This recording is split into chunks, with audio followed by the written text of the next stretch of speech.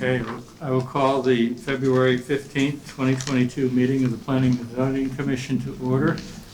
At the table seated from your left to right is Gary Belkey, Marjorie Sellinger, Lynn Conway, myself, Fred Dykman, Chuck Sheenan, Ryan Deasy, and our town planner, Keith Britton. First item on the agenda, well, let me step back up. For voting purposes, we're going to seat Marjorie tonight. And the second item is the minutes of February 1st, 2022. Do I have a motion? Motion to approve the minutes as written. Second. Second. Any discussion? All in favor? Aye. Aye. Motion is passed. Next we have Keith. Yeah, item 5D, the administrative review items. 5D1 is 22029 ZON Ocean Community YMCA. Zoning permit application for the removal of an existing pavilion and replacement with an outdoor classroom amphitheater. Property located at 1 Harry Austin Drive, Mystic. Assessors map 160, block 6, lot 14, zone RC 120. Mr. Frost is here to present this for the Y.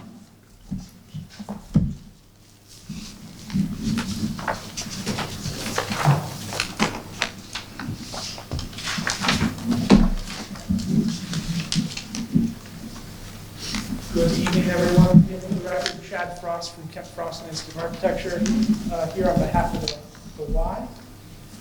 Hopefully with a very simple project. If any of you have been out there recently, they have a pavilion that's been long-standing. Put it up here. So this is the first sheet of your plans.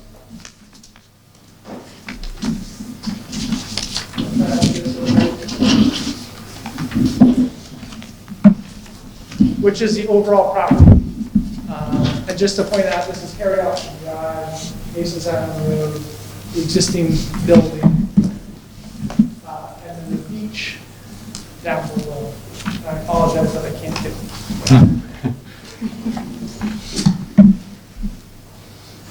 And just to point out exactly where we're looking at, the existing pavilion is the dash line on the plan, right there. And the amphitheater we're looking to replace it after a classroom is just full. So that gives you the overall site. But because it's so small, we zoomed in.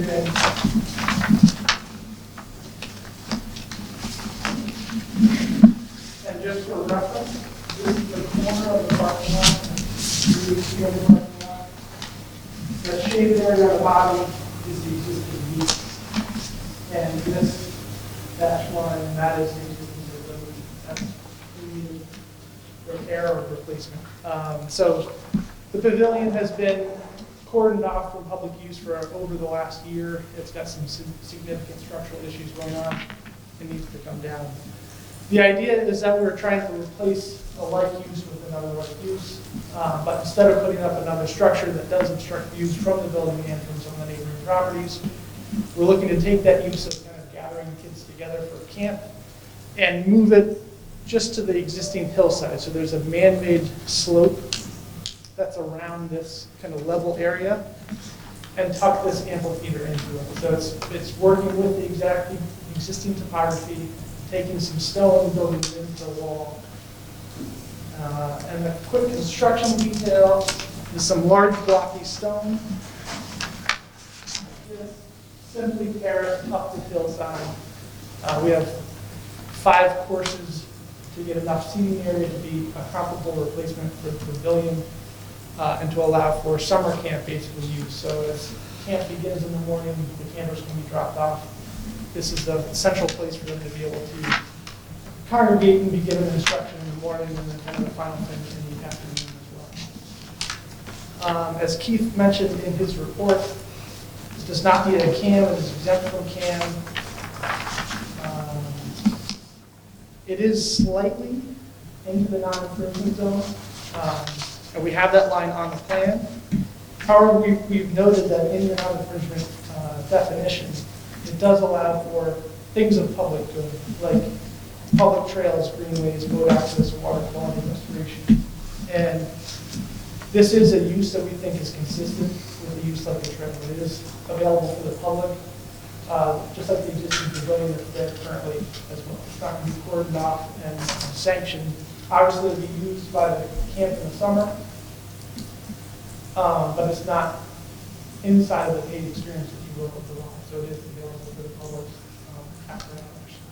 So it's not for Y members only? Correct. Just like the beach. Thank you. Yep.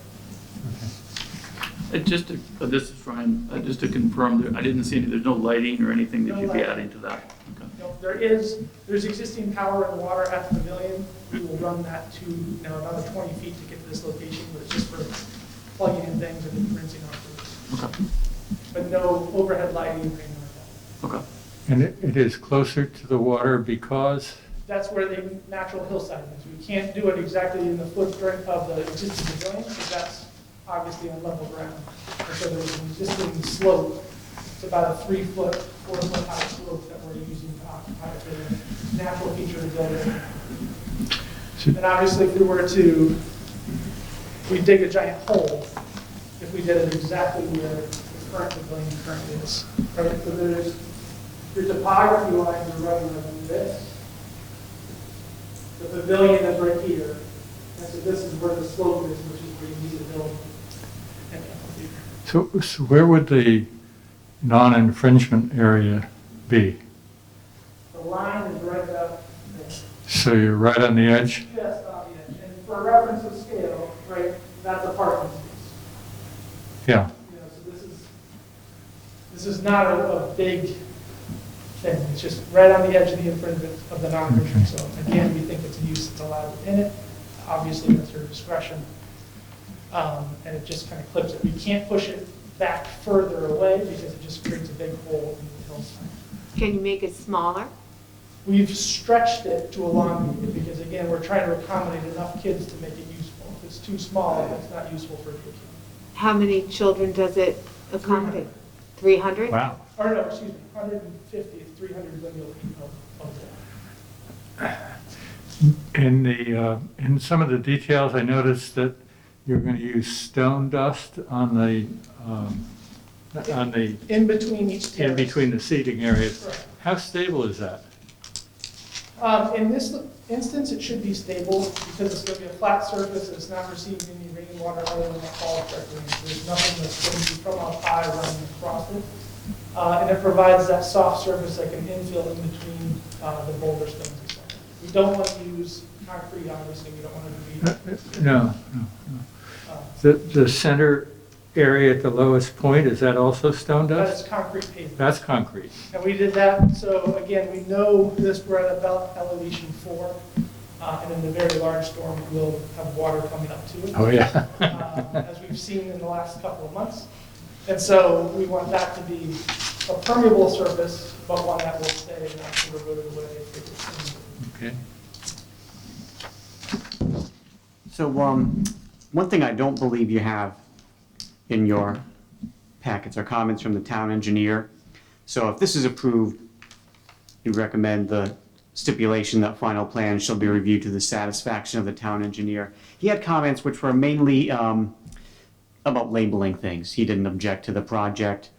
He says he recommends action be taken by the commission with the stipulation that the final plans are left to his approval. And he had general comments about basically labeling different things on the plan and verifying a few things. We received those comments yesterday afternoon, and we can easily comply with all of them. So the pathway to get into the amphitheater, so the little X's are all the grass, right, around it. And so then you've got the beach area. It seems like it's very close to the beach. It's pretty close to the beach, and that's How exactly where close is it? that's where the hillside. It leaves you about 5 foot path will leave open with grass. Be able to get to the lower side. You can also come up through the top side. There's some stairs here and stairs that go down through the center. So you can access it from above or from below. And the idea is that a lot of people will just exit the bottom and go right out onto the beach. But we do have a grass buffer strip in between the amphitheater and the sandy beach itself. Chuck? I may have missed it, but do you have the floodplain zone boundary on here? The floodplain zone boundary is further inland of this. It is not shown on there. It's one of the town engineer's comments. So, The building is in the AE base flood 100, or the base flood 11 zone. so this entire thing is located in the floodplain Oh, zone? yeah. So is this a net fill or a net excavation? It looks like it's a fill project to me. No, this is 100% neutral. So we are doing excavation and fill, So it's a balance? complete balance. Okay. My only concern, well, I have several concerns about the lack of sedimentation and erosion control. You're very close to the beach, and it seems like with all the earthwork going on and the relatively steep slopes that will be unvegetated for a while, just the protection of a silt fence does not seem adequate to me. So I know the town engineer has yet to look at this, and I just think we should emphasize that the town engineer should take a close look at the sedimentation and erosion control details, Keith. Right. Because this close to, a shoreline area with as much earthwork as you're doing, a simple silt fence may not be adequate to control the siltation. It may require something more extensive, or at least a double row of silt fence. That's easy, and I would just, again, stress the scale of this, right? It's about the size of 3 parking spaces, so it's not a mass earth excavation, it's not huge. We're happy to comply with whatever the town engineer, if he wants a double row, if he wants, Okay. whatever he wants, we're happy to provide, but we provided the enlargement so you can see the detail, but it does, it makes it look significantly larger than what it really is. And somewhere on the plans, I think it should state that the cut and fill on this job are balanced. And that should be something that you certify to, because our regulations are very clear that if you fill in the floodplain zone, you have to have compensatory excavation. Right. So it should state that on the application. Those are my comments, Mr. Chairman. Is it roughly compensatory, or is this bigger, this is a bigger structure, right? Structure, well, size-wise, footprint-wise, they're similar. The pavilion coming down replaced, from a size perspective is similar. From a cut-fill balance perspective, we're striving to be at 100% cut-fill balance from a soil excavation standpoint. We don't want to haul away any soil, we don't want to bring in any soil. That's why we've tucked it into the hillside enough and then wrapped the fill around behind and on top to make sure that we have an even cut-fill balance. So that was a lot of words. Do the cuts equal the fills? Yes. Yeah, okay. It's a net zero change in the floodplain zone. Got it, Yep. okay.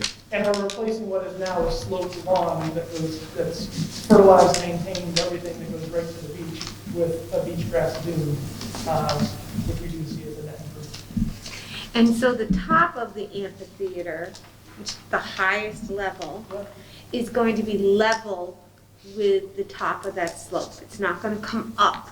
It's slightly higher than the existing top of slope now, How much higher? about, Yeah, I can see it on the top of the sketch. It doesn't make, it's it's not about clear a to me. little over a foot higher than the existing. Again, getting that comfortable balance and to get enough seating without having to come forward. We're taking some of the cut from where we'll call the floor is and putting that up on top to get one more row of seating. What is the membership, or what is the camp, how many children go to the camp at one time? 200? And Keith, do you agree that that the non-infringement, to me, a trail is very different from a structure like this? So are you in agreement that this is allowed in the reg? It's a judgment call by the commission. I mean, the language is that the non-infringement area can be used with permission from the commission for public trails, greenways, boat access, and water quality restoration activities. So that doesn't fit into any of these. We see This that- doesn't fit into any of those, excuse me. We see a greenway and trail as a public amenity, an outdoor recreation public amenity. This fits in that, in our thought process. We also look at it as a pre-existing, if you want to look at it as non-conforming, it's a pre-existing non-conforming use, that the use of everything around all of the grounds, including the baseball field, which is, way out into it, the playscape, the existing trails, there's a couple other shady structures that are out there. All, definitely predate the non-conforming zoning regulation, the non-infringement zoning regulation. So we're just trying to work within the regulations. We're being very open and honest of where that line is, but feel that it's an existing use that's there, and finding a very comparable home that's literally adjacent to it, and we don't think has any negative impacts to the environment. If anything, we hope to have a positive impact. What would that be? Well, we're reducing the runoff going towards the beach from the one, which is that's effectively like a filter strip, where you can use it for outdoor education, because now you can take what was just a concrete building and shade structure, turn it into something surrounded by the natural beauty of beach grass, create a little bit more environment, teach people about that, teach people about how close it is to the environment, and get better, educational opportunities than we could previously. I think that's a stretch. It's a stretch. And It's a not- very big stretch. But again, anything we can do to get lawn from going towards the water, from a runoff perspective, we think is done. And this is the one area that's kind of the slope, if you will. Most of that site is very low and very flat. So this is the one hillside that runs towards the beach that we can do something about. Just one other quick question. This isn't within a wave action zone as designated by FEMA, correct? Correct. Okay. Right, that's it for me, Mr. Chairman. Other questions? All right. Okay, can we hear a motion on this? I make a motion to approve the application with the stipulation that Keith outlined, the town engineer approved the plan, and also the notation by Chuck. Final plan shall state that cuts and fills for the project are balanced. With those two motions. And that the sedimentation and erosion control measures be fully engineered.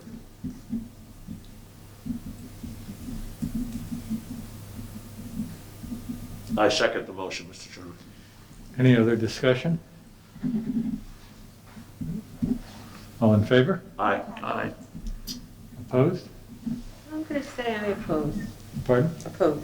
You're opposed, okay. Lynn is opposed. All right. I think we're done then. Thank you. What was the final vote on that? 4-1. Thank you. Before we move on to old business, I just want to note that if anyone's here for the public hearing tonight, that's PZ 2201 SUP and CAM Secchiarelli LLC. That's a special use permit for 29 Old Stonington Road. That won't be heard tonight. That's going to be opened and continued to March 15th. But up next, we have item 6A, old business PZ 2134 SPA, Suzanne Tosco and Isabel Schultz. Site plan application for the construction of an 8,000 square foot mushroom barn, 15 8x40 foot grow containers, and associated septic system, wells, utilities, access drives, hardscaping and landscaping. Property located on Togwalk Road, Stonington, Assessors Map 85, Block 2, Lot 1, Zone LI 130.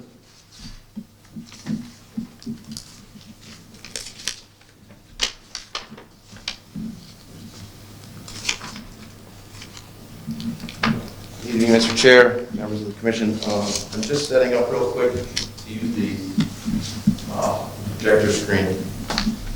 And worked well last night at the Architects Review Board meeting. I was hoping that would be acceptable to present on that. We might just have to dim the lights so you can see some of the presentation materials. Is there one you want? I just got a triangle. Yeah. And what was the board's decision?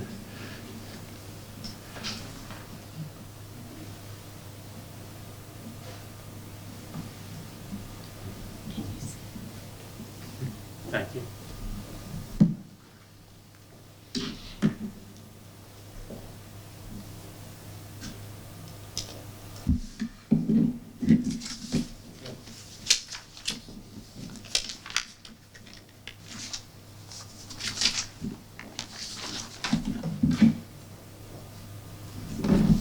Good evening. Once again, Mr. Chair, members of the commission. My name is Sergio Cerenzia, for the record, with Cerenzia and Associates, offices at 99 Mechanic Street, Pawcatuck, Connecticut. I am a licensed professional engineer in the state of Connecticut, and the plans that were provided to you as part of this submittal were prepared under my responsible charge. In addition to some, I believe there's an architectural rendering in there, but most of the land survey and the site plans were prepared by my office, including the reports that were submitted. I'm here this evening on behalf of Seacoast Mushrooms, Mr. Chris Pacheco, applicant. He is in the audience this evening, and he'll be giving you a little bit of testimony a little bit later, after I go through a little bit of the technical aspects of our application and site plan. Just as a refresher, we were in front of this commission, I believe it was in June, so it's been some time as we've been developing plans, going through other reviews and approvals. We came in as a pre-application for the mushroom farm located, what I have on the screen now is the lot here is on Tagwamp Road, and we presented you a conceptual, more or less a conceptual plan, which I believe was well received.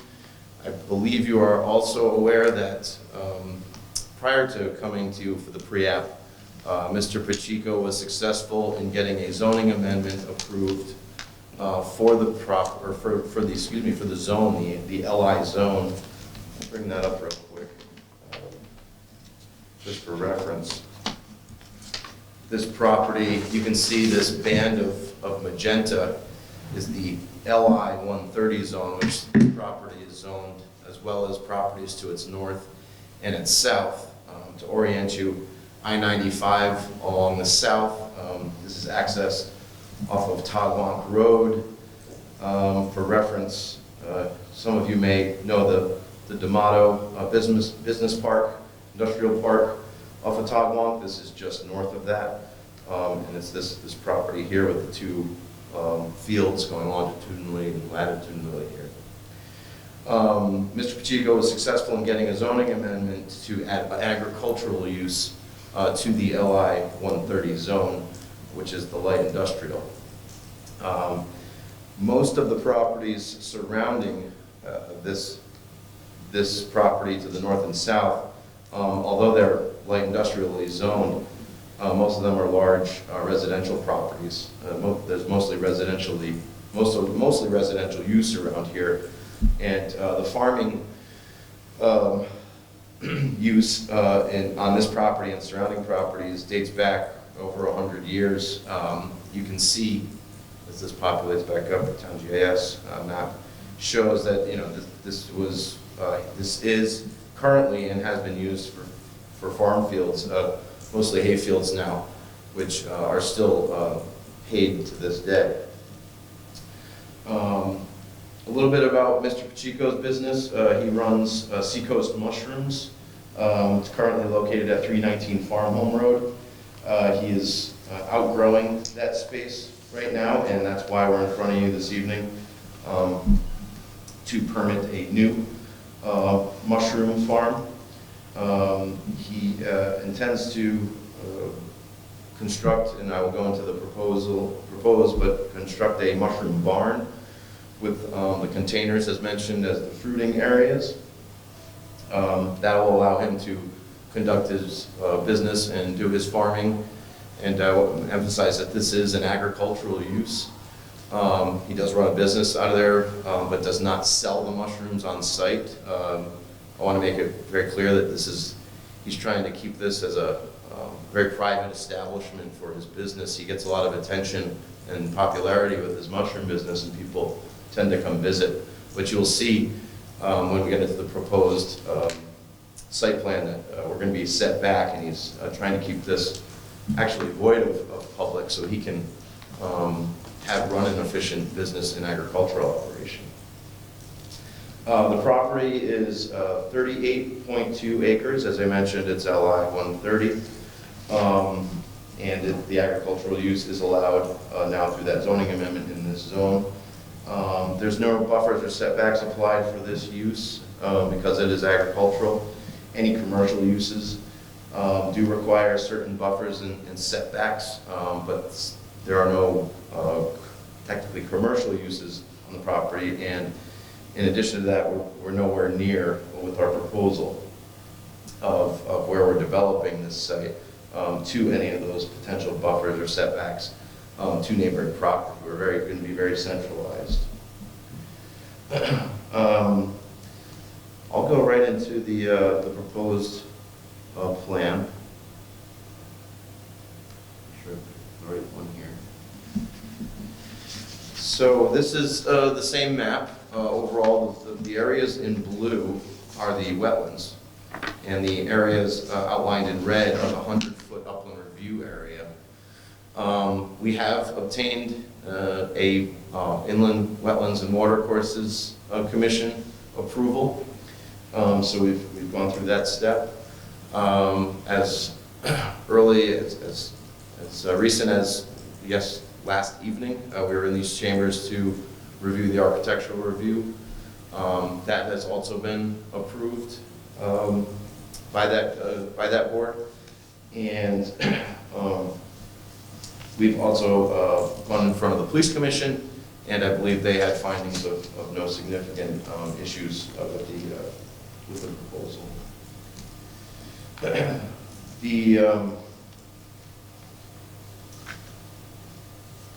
The site doesn't have any significant flood hazard. There's no flood hazard zone. We've accommodated, as I mentioned, the Wetlands Commission's desires, and most of our proposal is taking place in upland areas, and there's no disturbance of wetlands. Actually, we're keeping the proposed development mostly in already cleared field areas. You can see this is the access road coming from Tagalong. This is an existing curb cut. It affords all the sightline requirements to safely navigate in and out of the site. The town engineer had made comment that any vegetation that grows up in this area that will block the sightline view be cleared, and we are happy to do so to protect this, to make sure that this has a safe in and out for Chris and his employees, and any deliveries that are coming in and out of the facility in perpetuity there. This is the existing farm road. Actually, if I go back to the aerial, you can see it's a little bit, little vegetation over it, but you can see in this area here, there is this existing farm road, and then it departs back here to this farm field. And you can see it historically. I mean, this area here is a different shade of color. We believe this was relatively disturbed. I have other aerial photos that date back to 2005 and older. That this was all disturbed area here, and I think it just was not farmed for a while, and it all started coming back. But you can see kind of this T shape here, that this was all farm fields. Some of it still maintained. So to toggle back to the site plan, that is that existing farm road, which we're going to be following in. Least disturbance, it's already there. We do have to improve it with and make it a little bit wider due to the fire marshal's desires to have it. He wanted a minimum 20-foot road, and we're going to accommodate another 1.5 feet on either side. It does travel through some of the upland review area, but it's an area that's already disturbed, and you can see, can't see it on the aerial, but there is a stone wall that flanks it to the south. And on the other side of the stone wall is the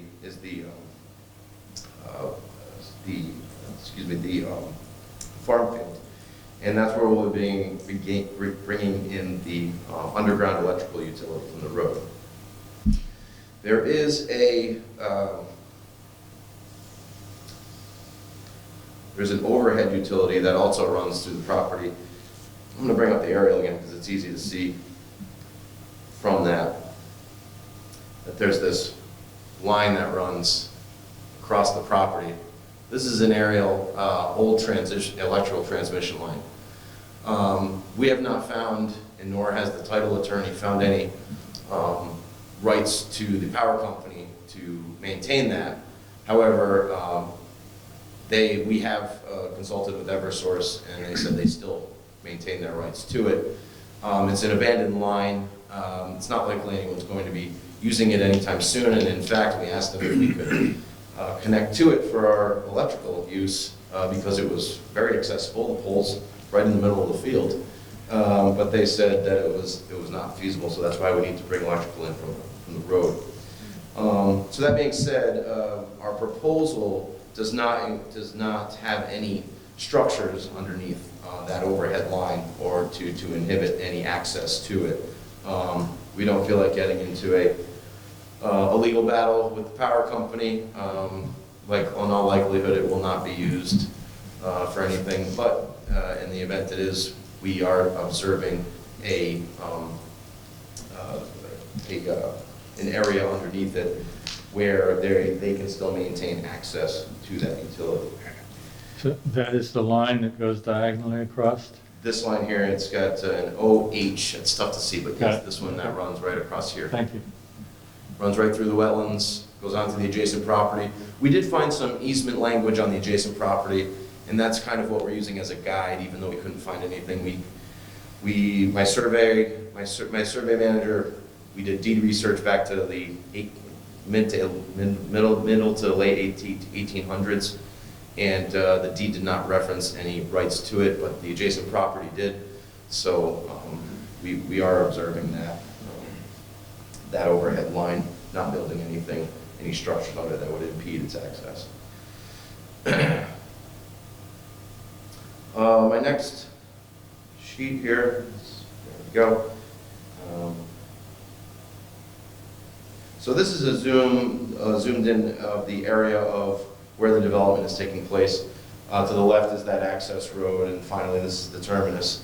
And this is the farm field. You can see the scalloped edge here is more or less the cleared area, or keeping the majority of our development in there. We have to do some clearing to the west to get the building and the access around it, adequate access around it. The barn is 8,000 square foot proposed. It's situated here on purpose because you can see that we still have some upland area to the northwest in case we're trying to plan ahead for Mr. Pacheco. Hopefully he's wildly successful and can't keep up with the mushroom demand in Stonington and points beyond, and that hopefully we have some room to expand. So we're kind of more or less master planning the site to make sure that he has room to expand. As such, these containers, I think Chris right now has 4 or 5 currently, and we show 12. That's really for future expansion, so we don't have to keep coming back to you all, and we want to make sure that we've accommodated the expansion right that he has. If this is approved tonight, he'll be able to expand and put more containers in. The mushroom barn is going to be a prefabricated metal building. Very simple. Once again, this is an agricultural use, very utilitarian, no frills. And the containers in the back are just refurbished shipping containers, comics boxes, if you will. Chris gets them, refurbishes them, paints them all, and cleans them up and uses them in his grow operations. So it's the reuse of those in an agricultural use. As I mentioned, he can't do this. I think I mentioned he can't do this type of farming outside because of the variability in the weather. Mushrooms need a very controlled and contained environment. So he can go into a little bit more detail when we bring up the building plans, but basically it starts in the mushroom barn where he starts the process. It puts the medium, and he can go into the technical, but basically he starts growing the mushrooms in the bags, get the bags prepared, and then they go into the containers. These containers along the back are actually control rooms for the humidity and the moisture, the temperature inside the actual fruiting rooms. So those bags will go in, he controls that environment, and then from the bags the mushrooms will fruit and grow. And he accelerates that process, which usually takes a very long time. But he has the means and methods of making these, getting getting production out of these out of the mushrooms. There's a concrete loading dock. All of the site is generally slopes from north northwest to southeast, at which we collect it in a stormwater basin. There is this concrete loading dock. This actually goes down, and this is the edge where he can back up a box truck to load or unload materials that he needs. There's a drain at the bottom of that, and will be routed to the stormwater system. But other than that, we're just going to do, it's going to just be a crushed stone driveway. It's a farm, does not need to be manicured and polished, and all that stormwater that does not infiltrate will run off. We treat it as if it's an impervious surface, because after it gets tracked on a lot for a commercial operation or an agricultural operation, it pretty much is like an impervious surface. Some storage bins at the southern portion of the property, and typical dumpster pad with enclosure around it. Propane tank, town engineer made comment that we need to put some bollards around it. Not a big issue. And then to maintain access, there's another farm field further off. We just maintained an access around the stormwater basin. Also, we'll provide, for maintenance of the stormwater basin, that we can still navigate around it, which connects to another existing farm road to another farm field beyond, which is out of the scope of this project. This is just a little more detailed grading plan of the site. You can see the gradient as it grades down. We actually extended a curb all the way around and put a little stone diaphragm here, per the town engineer's comment, and we're relocating this drain to go into the sediment forebay. In the previous application, sediment was a topic that came up. We are going to be doing the same, where this whole area in the stormwater basin is designed to catch sediment and be able to be cleaned out before it overflows this gabion. Acts as a barrier to keep the sediment in the forebay, and then overflows into the wetland or infiltrates. Most of it's going to infiltrate for our stormwater report. If anyone has any questions on that, I can go into it further, but basically we're getting all the water quality and water quantity treatment in this proposed basin. It's also well situated if we ever need to expand, and there's a lot of property here, and we wanted to make sure that Chris has the flexibility to expand in different areas. There's a lot more, go back to the aerial quickly here. There's a lot more farm field area down in this, which we're not even touching. It's such a large property. But there is upland here that also has more potential for more expansion. Septic system, we have applied and received approval as late as this afternoon from the sanitarian, conditional approval. I'd be happy to enter that into the record if you so need it tonight. But just to orient you back to the mushroom barn, to the southwest, that's where the leaching field is going. A lot of the utilities are going just over on this side. Transformer pad, septic system, leaching field. So that's all the utilities kind of consolidated in this area before this, the gradient goes up in this direction to the southwest.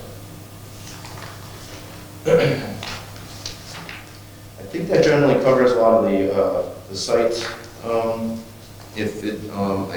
I can field questions on the site, but I was going to bring Mr. Pacheco up to just kind of go through the building, if the commission would like to know a little bit more about his operation, how the inside translates to the outside. He can come up. I would like him to say a few words about his business too. Should we address site questions first, or should we wait? I'm fine, no Yeah, question. I think we can, Okay, well, let's move on then. Great, thank you. This was not in your packages, but it's very, very similar. So we subsequently had this architecture, this was presented to the ADRB. You have something very, very similar to this. There's not very much change. It's, like I said, it's a prefab metal building, but what I would like Chris to go through is just kind of the why he needs an 8,000 square foot building, and to really see that all the square footage is used in here, and to give you a little bit more context about his business and how he operates. So, Chris, you're up. Hello, everyone. As Sergio mentioned, my name is Chris Pacheco. I'm the owner of Seacoast Mushrooms. Great to be back here again. It really is exciting. When I think about what we started about a year ago, as Sergio mentioned, with the change in the zoning in the LI 130 to support agriculture, I think it's just a fantastic move for the town. And at the time I said, if you recall, I think the change is important to do if the whole town benefits, and if not, I don't want it to be just for me. Granted, I did have a plan to come in and if it was approved to move our farm, and I feel good that it was the right thing to do to update agriculture, and now I'm here specifically for my own interests. That ultimately I feel translates immediately to the community, because we owe the success of our business entirely to the community that supports us. We're a local farm, we grow food, and we feed the community, whether it be through farmers markets or through restaurants or through grocery stores like McQuaid's. We're doing our best to provide as much food as we can to feed the community. And so to me, it's a big part of it, passion around it. It feels really good to be here, and it's the work we've done with Sergio, I think, has been great. I've certainly learned a lot along the way, and he thought it would be good that I just take you through a little bit of the process for how we produce mushrooms, kind of lets a little bit of the space that we're in right now is not optimal. We did the best we could with what we had, sort of a pilot scale, and we found that not only we love mushrooms, but everybody else does, and so now we're literally and figuratively outgrowing our space. So if we start with the process, the mushrooms we grow would naturally be found in the woods, and they all have seasons, and we find most of what we grow naturally growing in the wilderness around southeastern Connecticut. I'd probably say almost all of them can be found. But the challenge with that is it's only available one time of the year. Be it June, July, August, September, October, various species can be found in the woods, and people want them more than just during those 5 or 6 months. So we've really leveraged our process. I learned quite a bit about overseas, as well as here in the States now, where we accelerate the process of a mushroom growing naturally in the woods that would normally take 2 years, and we can reduce that to as much as about 2 months. And the way we do that is instead of using a hardwood tree, we use sawdust. So in the site plan, Sergio had mentioned there's some bins where we actually store sawdust that we get from Whole Forest Products, which is located in just outside of Stonington, Connecticut. And so we're taking basically scrap from the sawmill and using that to become a medium that we then enrich with nutrients, and we mix them in those mixers right there, so on the right-hand side. Just like a soil mixer or a plant farm where they're trying to mix nutrients into the soil, we're mixing nutrients into sawdust. Then we take that material, we bag it, much like filling a plant pot. And then the step in the process of growing mushrooms that's different from anything in the sort of the plant kingdom is that we actually have to sterilize the medium, which is what we use those autoclaves for. So it's basically a giant pressure cooker where we essentially kill any bacteria or microorganisms that might compete with the mushroom while it's growing. We sterilize it there, we then take them out of the autoclave into that cool down room where we drop the temperature from 250 degrees down to about 80 degrees Fahrenheit. And then in that space we call the lab is where we actually introduce the spawn, which you like into a plant would be a seed, basically plant a seed in a bag. And then permit that bag, once it's sealed, to sort of be a cocoon or environment that the mycelium, the root of the mushroom, can grow. It incubates in that far left-hand side of the incubation room.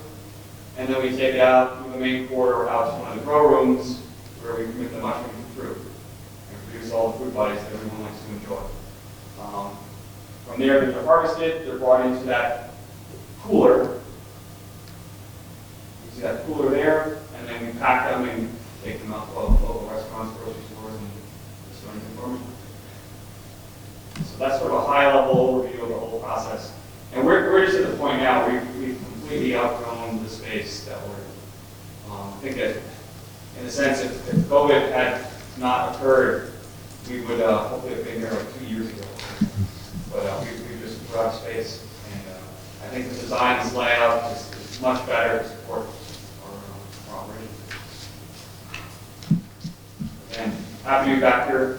I'd like to really see this move forward and get your feedback and comments and see what we can do to make it best for everyone. Questions? Is there any questions for Chris before I move on? Just a few housekeeping items and then entertain questions. You had said you had 4 to 5 containers. Do you use all them now? We do, yes. And like, if this was to go live tomorrow, how many would you be ideally? We're going to take those 4 or 5, get a crane, put them on a flatbed truck, drive them a half mile down the road, and then set them up right there. And would you, any more right away too? Plus, I don't think so. This is a pretty big financial move for us. Okay. And I want to get there, get settled. But I would say in the next couple of years, once we get it all figured out, that I'd be adding more containers. How Thank many you. pounds of mushrooms do you produce annually? Good question. I'd say somewhere, we're about between, probably around 1,500 to 2,000 pounds a week. A week? In a week? Oh, Wow. That's a lot. thank You're talking about 100,000 pounds a year. Okay, Yeah, say 80 to 100,000 pounds a year. thank you. Very interesting. Chris had a local, I don't know what you would call him. He was the Video? a YouTube star. We had a local celebrity chef Yeah. YouTube star came and did a video of the farm. But an 8-minute video. You just Google seacoast mushrooms and bon appetit. Next time you're really bored and want to be entertained, you can run a little video that takes you through that process. The first part is very educational, and the second part is just Whole thing. Yeah, it's a very good. It's entertaining but educational. But we hadn't had a chance to send it. The Wetlands Commission got a kick on it, but we forgot to send it to you. But it does give. You can see. The reason I bring it up is you can see they bring the video into the containers, and you can see blue, pink oysters, blue oysters, yellow, all these colors, all these mushrooms. It's very neat. Are there any other questions for Chris about the operation? Anybody else? All set? Yep, thank you. Okay, thank you. There were some additional comments I just wanted to address.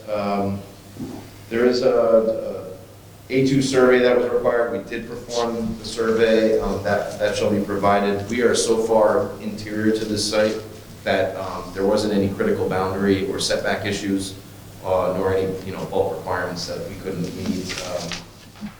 It's just such a large property, and we're only utilizing a small portion of it. But that will be provided as part of the final plan. Landscaping plan was, we asked for a waiver from, and because it is an agricultural use in a farm, there's really no manicured landscape per se. We're just going to, any area that's not used as gravel parking or for the operations will be seeded and maintained. And there's an operation and maintenance plan in place for the stormwater management.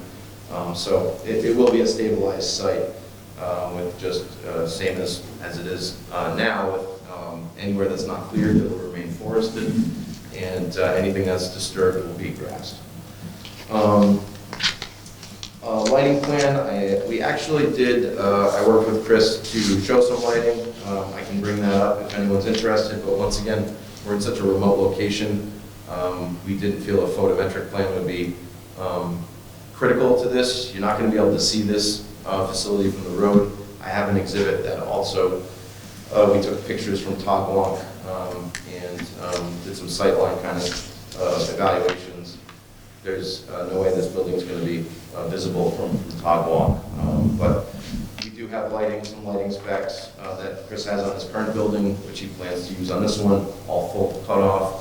They're going to be motion sensor lights, and they won't be on all night. They'll just be, you know, on dusk till dawn.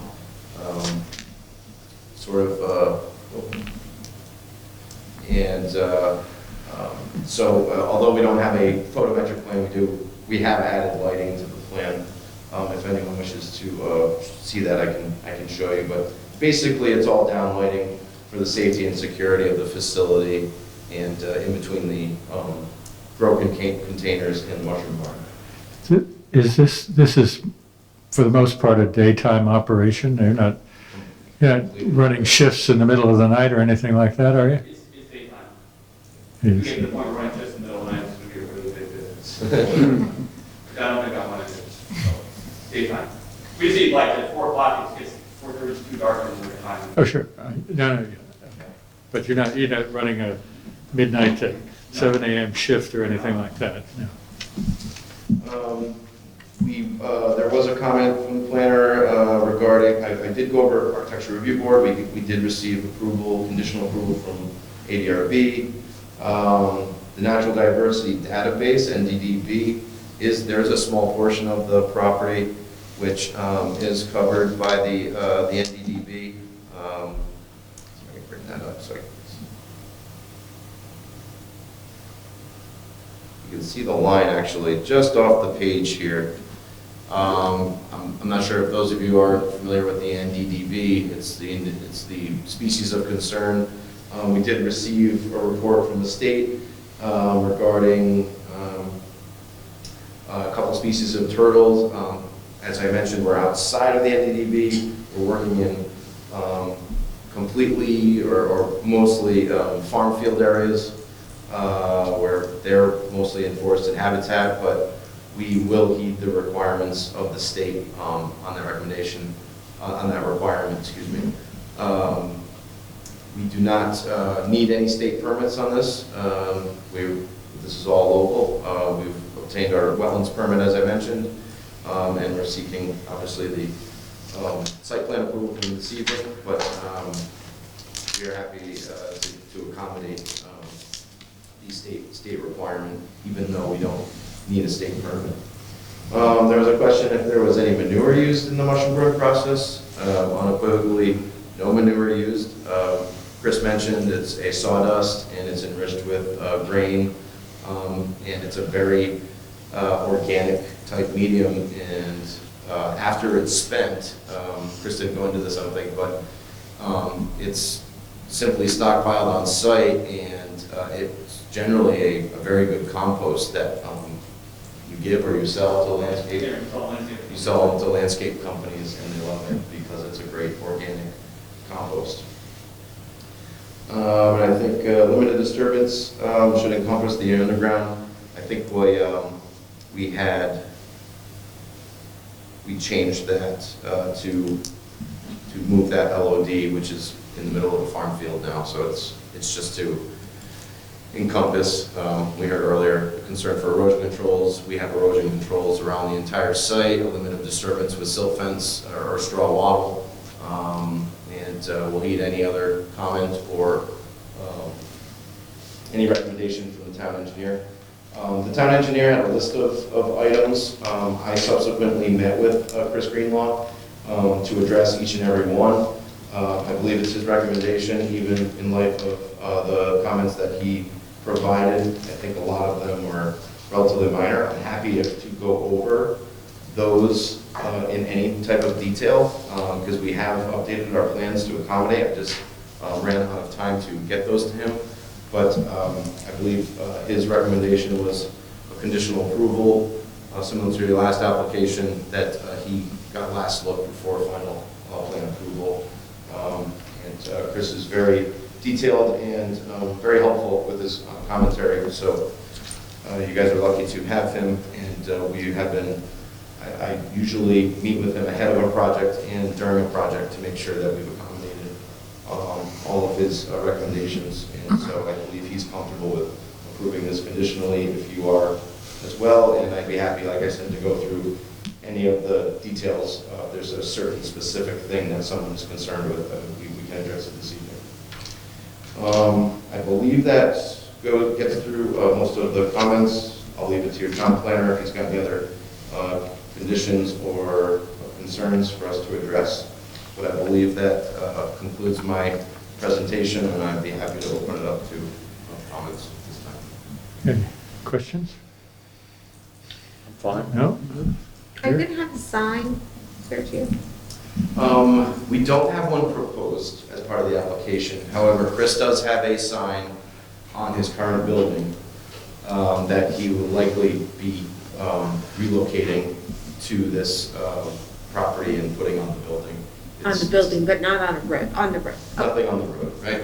I don't have a plan. I mean, He doesn't want we anybody. may, but I really don't. I love the interest that the community has of what we're doing. I think it's fantastic. It sort of feeds the whole business. It's just, there's a lot of interruption. Someone comes on, starts wandering through things, or seeing who's in the grow room, and I don't want to do a lot of advertising. Not now. We've got, I definitely want to take the sign. We spent a lot of money to put the sign on the building we have. We're going to go put it on our building, but the only people that will see it will be us, because no one can see the building. Thank you. Okay. You okay? Yeah, Everybody set? very thorough. Can I hear a motion on this? Mr. Chairman, I move that we approve the application subject to the stipulations of the town engineer and the recommended stipulations by the town planner on page 17 of his report. Seconded. Second? Any further discussion? Did Keith want to say anything? I should mention something, which is that this did go to the ADRB, the Architectural Design Review Board, last night, and they approved it, and they had their own stipulation, which was, that they were looking for, was that prior to issuance of a zoning permit, final color samples of the barn, to include all sides of the building, shall be reviewed by that board. So basically, they were fine with this commission approving it. Before it's constructed, they would just wanted one last look at the final elevation and details of the building. But they really didn't have any concern with it because it's so far off the road. So they were hoping for that stipulation to be added by this commission. It's a one-story building? Yes, one story, 25 feet in height. Actually, if you kind of indulge me for just one more minute here, this is a project we did for a storage facility, and coincidentally enough, these are the colors that Chris has incorporated into his logo for Seacoast Mushrooms. It's that light blue. So, and it's really a muted color for the siding. It'll be some kind of beige or tan, and maybe a blue roof. We don't know, but he hasn't picked out the color scheme for the building yet. It's, you know, a lot of it's probably going to depend on cost. But I think this is a good representation of, you know, of what it may look like. So Keith, would we want to make that a specific? In terms of scale, stipulation about how the big is? Yeah. Sorry, Mr. Chair. In terms of scale, that's a much larger building? This one's, geez, you know, Then I'm what's not your sure proposal? what size. I'd have to pull it up, but I think this one is larger. The specific one that we're looking at right here. Okay, thank you. So Keith, do you want us to add this ADRB stipulation to the motion? Yeah, if you would, that's what they were looking Okay, for. so I add the stipulation that Keith just referenced from ADRB to my motion. Second. Okay, Could I just have one question? Will that be, just want to make sure I have the condition correct in my mind. Will we have to go back to ADRB before obtaining final plan, or can final plan be issued Before construction. before construction? Yeah, so the final plan can be issued, but just before getting a zoning permit to really build it. Understood. And all they want is the color? Basically, they just sort of wanted samples of the materials also, showing the colors. Yeah, one of their meetings. Not gonna be bright orange. Yeah. Okay. All right, any, Once bitten, twice shy. any further discussion? No? All those in favor? Aye. Opposed? The ayes have it. Thank you very much for your time. Yes, sir. Thank you, Thank sir. you. All right. And our only, well, first of all, the other old business item, the Old Mystic Estates bond release, recommend tabling that till the next meeting. The only other thing to do here is to open and continue the public hearing that was going to be scheduled for tonight for Old Stonington Road Okay. Keith, to March 15th. Can I just say, I don't know if I'm on or not, but when we do talk about this bond, can you give a summary of what was supposed to be accomplished with the release of all the monies and the status of each one of those things? Yeah, yeah. Can we do that? So that we all understand what it is, you know, what the tally is, yes. Sure. Okay, thank you. Okay. So Keith, you need a motion on to open and continue the public hearing? Yes. Yes. Make a motion to open. Ryan? Make a motion to open the public hearing and continue it. Okay, second on that? Second. Okay, all in favor? Aye. Aye. And that's to March 15th. To March. Okay. That pretty much concludes it? Yes. All right. How about a motion to adjourn? So moved, Mr. Chairman. All in favor? Aye. Aye. Okay, thank you all. Thank you.